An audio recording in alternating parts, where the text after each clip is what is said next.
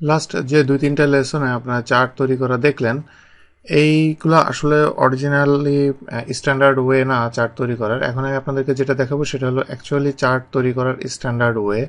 Chart তৈরি করতে গেলে প্রথম যেটা নাম্বার 1, আমাকে ডাটাটা সিলেক্ট করতে হবে। সেকেন্ড, ডাটা সিলেক্ট করার পরে আমি ইনসার্টে যাব।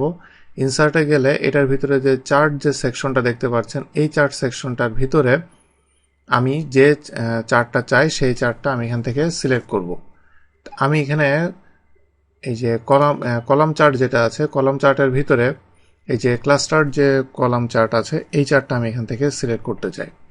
তো কেন আপনারা এটা সিলেক্ট করার পরে এখান থেকে করবেন, আপনি চাইলে তো F11 প্রেস করে করতে পারেন। তো এখান থেকে বলার এটা কারণ হলো যে এখানে আপনার অনেকগুলো অপশন আছে, আপনি কি ধরনের চার্ট চান আপনি এখান থেকে দেখে আপনি আপনার মতো চুজ করে নিতে পারবেন, কারণ প্রত্যেকটা ক্যাটাগরি ওয়াইজ এভাবে আলাদা আলাদা এভাবে আছে।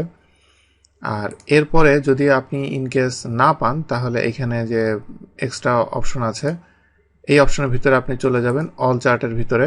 অল চার্টের ভিতরে আপনি বাকি আর আদার্স যেসব টাইপ চার্ট আছে সবগুলো আপনি পাবেন। আর সবচেয়ে ভালো হয় যে আপনি যদি কমপ্লেক্স ডাটা শিট হয়, সেই ক্ষেত্রে চার্টটা সিলেক্ট করে সবচেয়ে ইজি ওয়ে হলো ডাটাটা সিলেক্ট করে আপনি এখানে দেখেন রিকমেন্ডেড চার্ট যেটা, এটাতে সিলেক্ট করবেন। এটাতে সিলেক্ট করলে সে আপনাকে বলে দিবে সবচেয়ে এই ধরনের ডাটার ক্ষেত্রে কোন ধরনের চার্টটা সবচেয়ে বেশি রিকমেন্ডেড, এবং তারপরে সেকেন্ড কোনটা, থার্ড কোনটা। তো ফার্স্ট বা সেকেন্ড যেটা শো করবে সেটাই আপনি সিলেক্ট করবেন। এটা হলো সবচেয়ে স্ট্যান্ডার্ড ওয়ে। তাহলে আপনার অ্যাটলিস্ট ভিতরে কনফিউশন থাকবে না যে আমি কোন ক্যাটাগরির চার্টটা সিলেক্ট করব। আর রিকমেন্ডেড চার্ট এটা আপনি 2013 ছাড়া পাবেন না, 2012 এটা নাই। তো যারা 2013 ইউজ করছেন তারা এই অপশনটা ইউজ করতে পারবেন।